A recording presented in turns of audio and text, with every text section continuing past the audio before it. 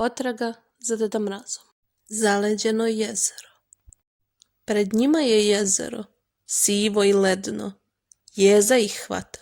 To je opasno, bedno. Filip bi preko, brži od munje, neka se ne lome te ledene dunje.